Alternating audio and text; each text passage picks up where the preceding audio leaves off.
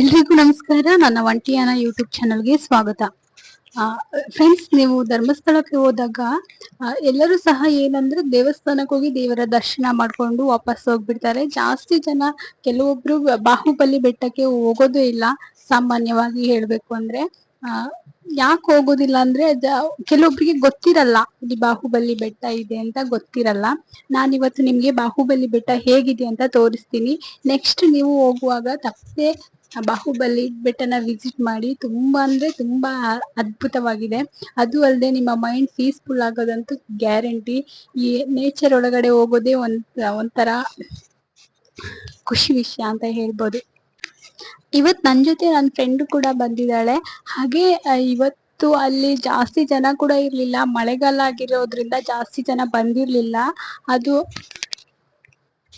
ಮಳೆಗಾಲದಲ್ಲಿ ತುಂಬಾನೇ ಅದ್ಭುತವಾಗಿರುತ್ತೆ ನೋಡೋಕೆ ದೇವಸ್ಥಾನನ, ಬಾಹುಬಲಿ ಬೆಟ್ಟನ. ಇದೇ ಎಂಟ್ರೆನ್ಸ್. ಅಲ್ಲಿ ಪಾದರಕ್ಷೆಗಳನ್ನ ಇಲ್ಲೇ ಬಿಡಿ ಅಂತ ಒಂದು ಬೋರ್ಡ್ ಹಾಕಿದ್ದಾರೆ. ಅಲ್ಲಿ ನೀವು ನಿಮ್ಮ ಚಪ್ಪಲಿಗಳನ್ನ ತೆಗೆದ್ಬಿಟ್ಟು ಹೋಗ್ಬೇಕು. ಕೆಲವೊಬ್ರು ಒಳಗಡೆ ಹಾಕೊಂಡು ಹೋಗಿದ್ದಾರೆ, ಅದು ಆ ಕಡೆ ಬಿಟ್ಟಿರ್ತಾರೆ. ನಿಮ್ಗೆ ನಡ್ಕೊಂಡು ಹೋಗಕ್ ಸಾಧ್ಯ ಇಲ್ಲ ಅಂದ್ರೆ ನಿಮ್ಗೆ ಗಾಡಿ ಕೂಡ, ವೆಹಿಕಲ್ ಅಲ್ಲಿ ಕೂಡ ಹೋಗ್ಬೋದು. ಮೇಲ್ಗಡೆ ರಿಕ್ಷಾ ಕೂಡ ಎಲ್ಲ ಹೋಗುತ್ತೆ. ನಾವಂತೂ ಆರಾಮಾಗಿ ಖುಷಿಯಾಗಿ ಎಂಜಾಯ್ ಮಾಡ್ಕೊಂಡು ನಡ್ಕೊಂಡು ಹೋಗಿದ್ವಿ. ನೀವು ಕೂಡ ನಡ್ಕೊಂಡು ಹೋಗಿ, ಅದೇ ಒಳ್ಳೆ ಸ್ವರ್ಗ ಅಂತ ಹೇಳ್ಬೋದು. ಗಾಡಿಲಿ ಹೋಗೋದು ಏನ್ ಚೆನ್ನಾಗಿರುತ್ತೆ. ಅಂದ್ರೆ ನಡಿಲಿಕ್ಕಾಗದೆ ವಯಸ್ಸಾಗಿರೋರಿಗೆ, ಕಾಲ್ ನೋವಿರೋರು ಮಾತ್ರ ಗಾಡಿಯಲ್ಲೇ ಹೋಗ್ಬೋದು. ಅಲ್ಲಿ ರೋಡ್ ಕೂಡ ಇದೆ. ಕೆಲವೊಬ್ಬರಿಗೆ ನೋಡಿರೋದಿಲ್ವಲ್ಲ ಅಂತವ್ರಿಗೆ ನಾನು ಹೇಳ್ತಾ ಇರೋದು, ಪ್ಲೀಸ್ ಮತ್ತೆ ತಪ್ಪಾಗಿ ತಿಳ್ಕೊಳ್ಬೇಡಿ. ಇಲ್ಲಿಂದ ಹೋದ್ರೆ ಇಲ್ಲಿ ಒಂದು ವಿಗ್ರಹ ಕೂಡ ಇದೆ ಆ ಸೈಡ್ಗೆ. ಅದು ನಾನು ಮತ್ತೆ ತೋರಿಸ್ತೀನಿ. ಇಲ್ಲಿ ನಾಯಿಗಳೆಲ್ಲ ತುಂಬಾ ಮಲಗಿದ್ವು. ಪಾಪ ಬಿಸಿಲಿಲ್ಲ, ಮಳೆಯಲ್ಲಿ ಮಲ್ಕೊಂಡಿದಾವೆ. ಮತ್ತೆ ಹೀಗೆ ಹೋದ್ರೆ, ನಾನಂತೂ ಧರ್ಮಸ್ಥಳ ದೇವಸ್ಥಾನಕ್ ಬಂದಾಗೆಲ್ಲ ಬಾಹುಬಲಿ ಬೆಟ್ಟ ಮಿಸ್ ಮಾಡೋದೇ ಇಲ್ಲ. ಯಾಕಂದ್ರೆ ಇದೆಲ್ಲ ನೋಡೋದೇ ನಮ್ಮ ಭಾಗ್ಯ ಅಂತ ಹೇಳ್ಬೋದು.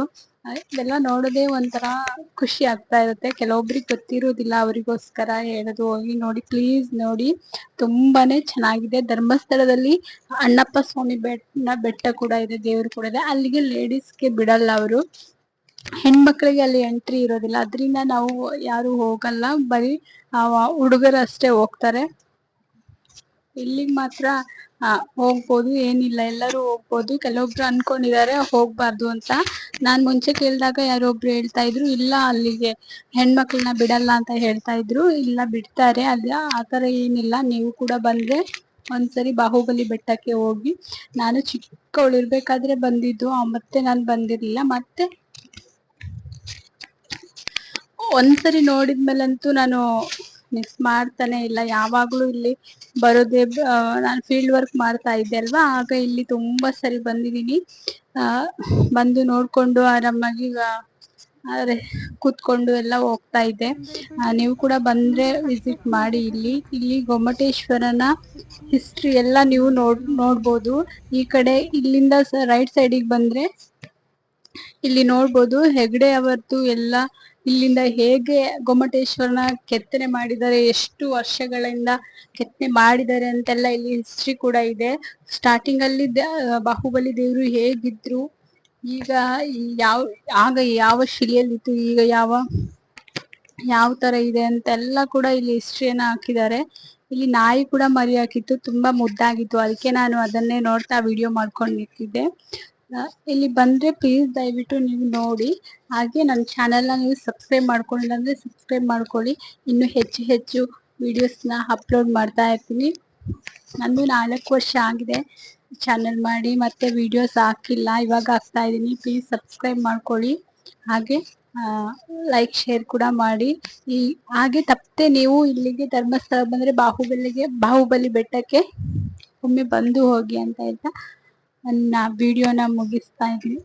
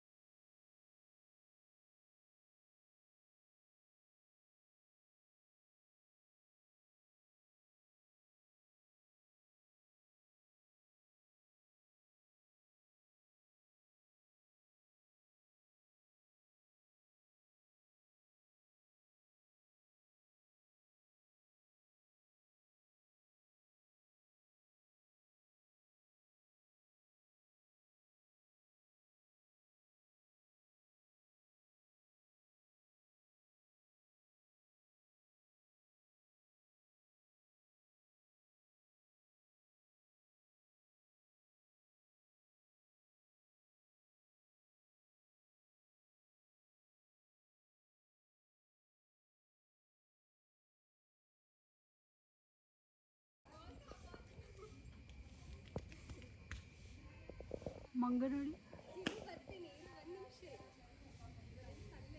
ಜಸ್ಟ್ 50.